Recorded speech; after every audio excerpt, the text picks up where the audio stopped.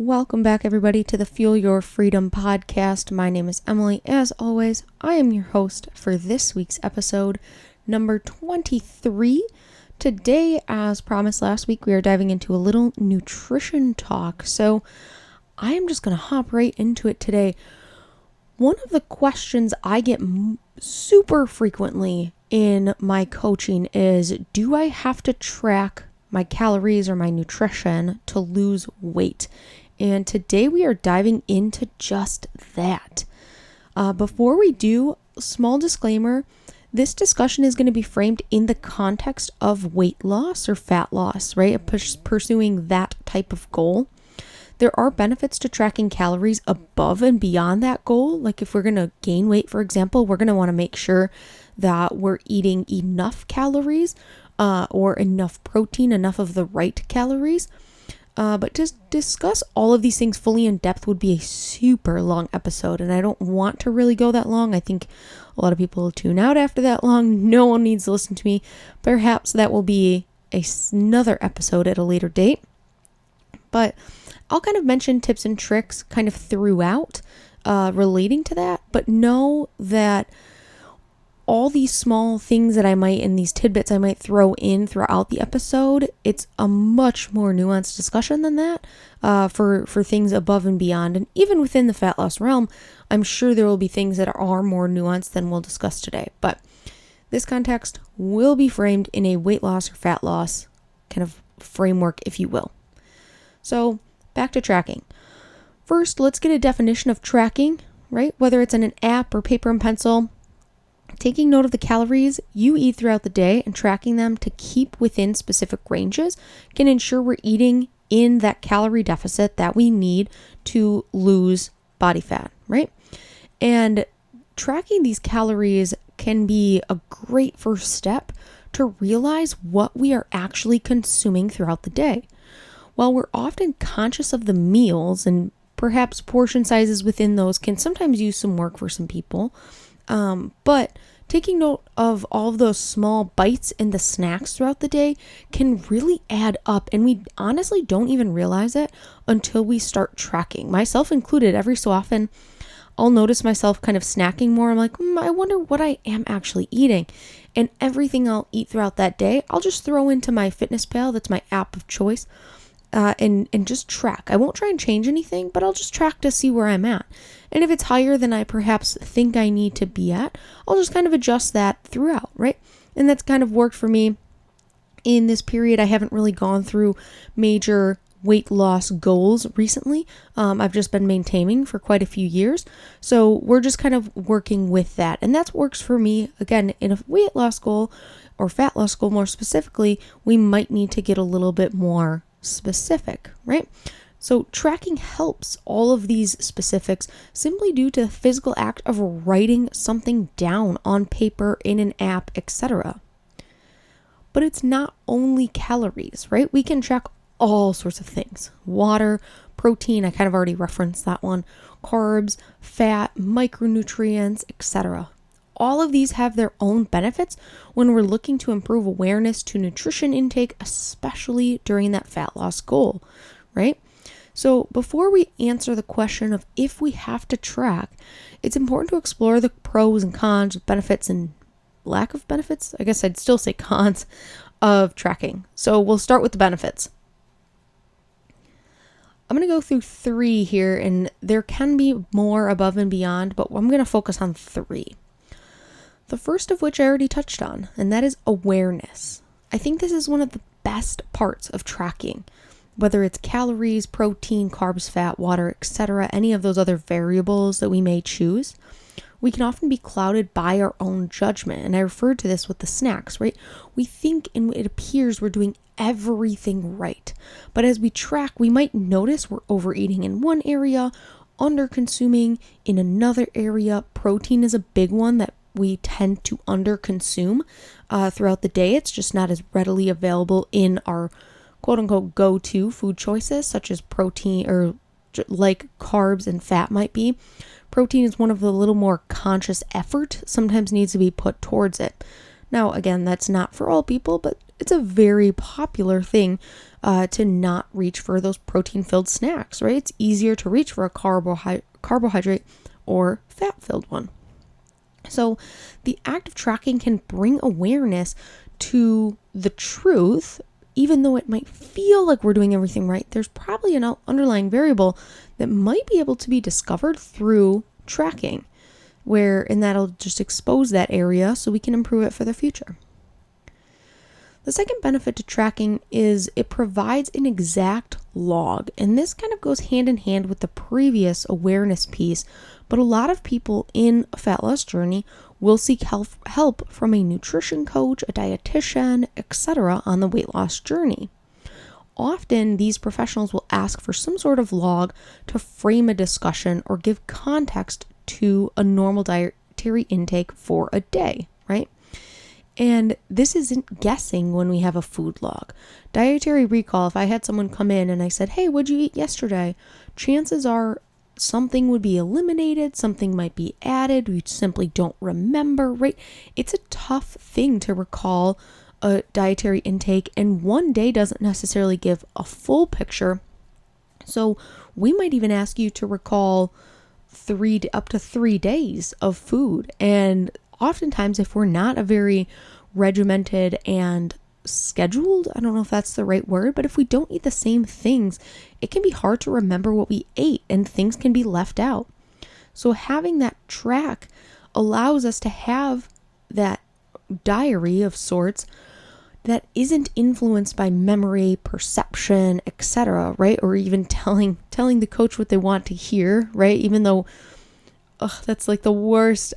Don't tell me what I want to hear. I want to know the truth, because that's how I can help you. If we're eliminating things from the dietary recall, then I can't fully help you, because I can only make decisions based on the information I'm given, right? So, and that's just my personal preference. But whether we intend to do these things or not, a dietary recall is tough, right? Even for myself. And tracking in the moment can provide that unbiased log. And like I said, as a nutrition coach myself, I can say it's always a huge benefit to have this log. Even if people just do it for 3 days, maybe a week, right? And then they stop and then come back to it as a check, right? Kind of use it intermittently kind of throughout their journey. Awesome, right? It's an awesome tool to use. And finally, accountability. Now, at this point, I probably sound like a broken record, but this one ties in both of those first two together, right? Whether it's to an app or if we also have a coach who's checking in on it, keeping that food log can provide accountability to your goals. Now, we know internal motivation is more important and occasionally more long-lasting than that external motivation, right? We've talked about finding the why and the importance of finding the why. I just did an Instagram post actually on it last week. But having that internal motivating factor can be super important. However, to bridge those gaps, external motivation can be equally important, right? And having this food log can provide a source of external motivation, even if it's just to yourself. Even if you just have to write things down, a lot of times the process of needing to write things down can deter potential food choices that might put you over a calorie goal for the day or under a protein or other macronutrient goal for the day, etc., right? So accountability is a big piece to tracking, and it can provide that if we allow it to.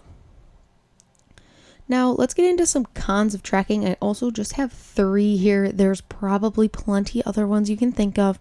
But again, to prevent this episode from being infinite hours long, we are going to stick to 3. So the first one is tracking may become restrictive. If you're a numbers-driven person, it can be beneficial to track, and those ranges or goals and numbers can help you stay on track with the food you're consuming. But on the other hand, those same numbers-driven people can want to be so exact that this tracking can become restrictive, causing you to start heading into the day with a mindset of only eating things that fit your macros, right? This is kind of where that if it fits your macros came in, right?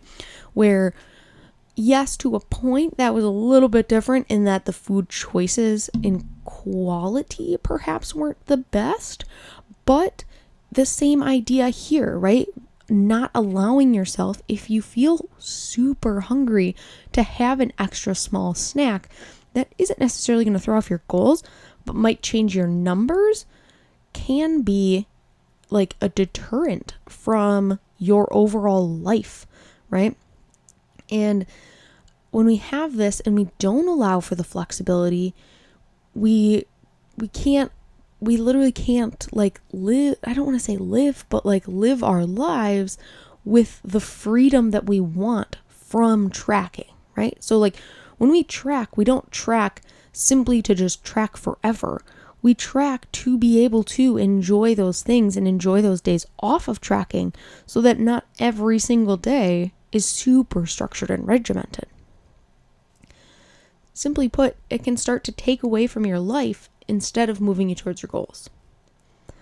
Our second con is that it can be time consuming to start tracking. And while this is a temporary con, it's a very real barrier to tracking your food. If you're using an app, this might go away with time and practice, but with paper and pencil, you always have to write down those same things. Personally, like I said, I prefer MyFitnessPal, so that's what I'll refer to as far as apps go. But it's very similar among other apps if you use them. And paper and pencil is obviously you just write it down on paper and pencil. But as you track your food, the app learns kind of what you eat for each meal, and it'll allow you to automatically add things into your intake with simply a click and click. But before that, you have to search for foods each time. And when this first begins, you have to go through that process of finding the food, making sure that the entry is correct, adding recipes, etc., right? This can be time consuming and, like I said, can be a huge barrier to tracking your food.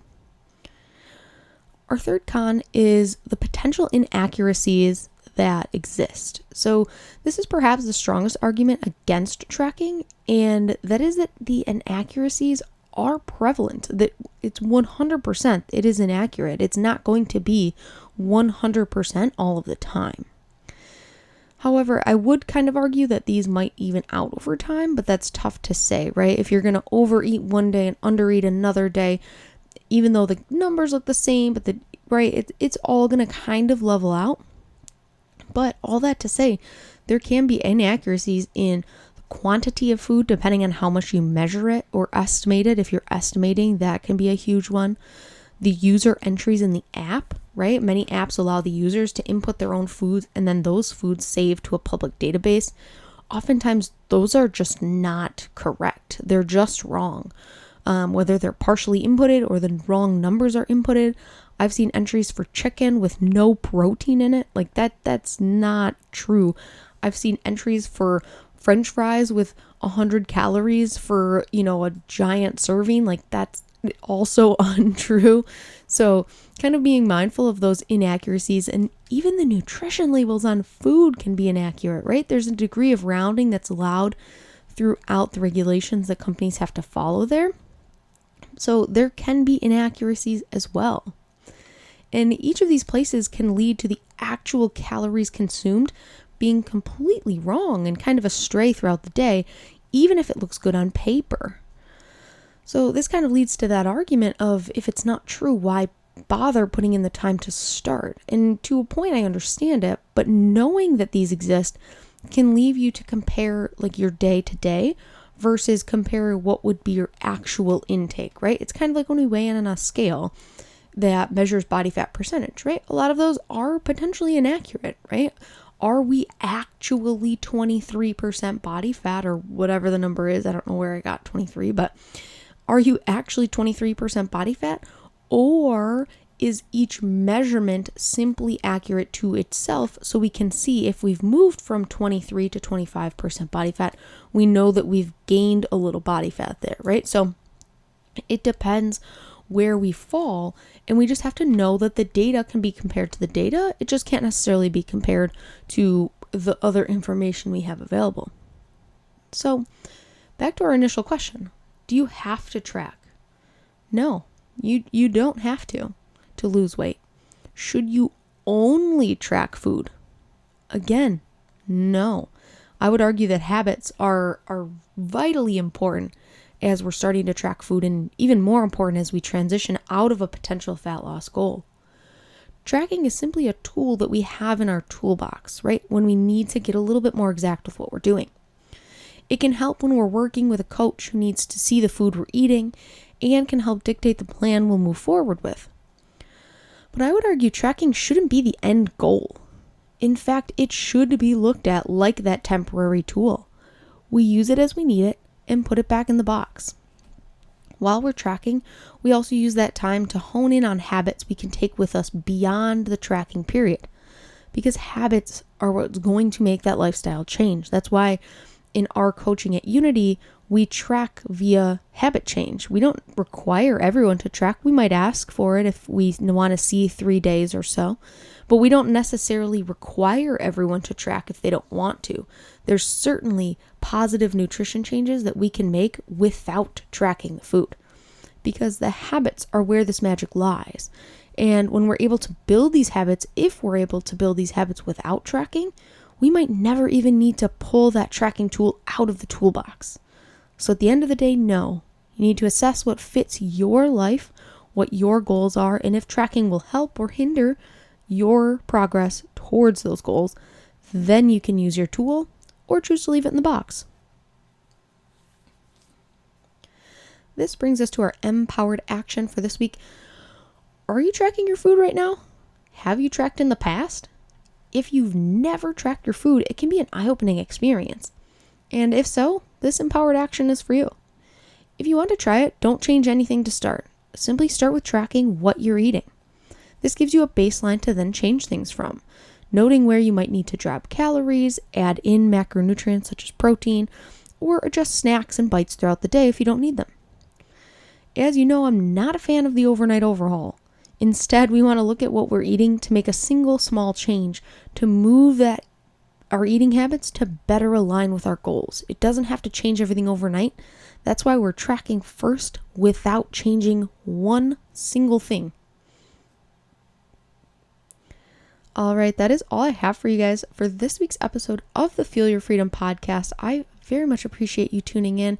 As always, if you know someone who might benefit from this episode and you want to share, that would be amazing. You can share it on whatever social media platform you use as well, hypothetically, right? If you find someone there who might need it. And if you're listening on Apple Podcasts and don't mind leaving a rating and review, it does help the show to grow as well. So without further ado, I will chat with you all next week. Bye, everybody.